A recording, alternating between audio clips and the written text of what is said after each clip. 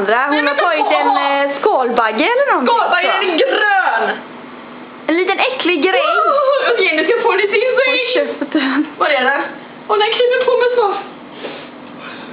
Åh, jag svettas som en jävla grej. Fy fan vad du ska få för det här igen. Kan man skåla ner det här pappret? Nej, det vill inte låta mig pappret!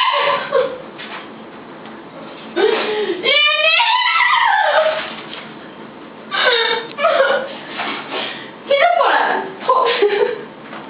Kolla, den är toa. Kolla då, filmar när den simmar. Bye bye! See you there! Det var det värsta jag gjort i hela mitt liv.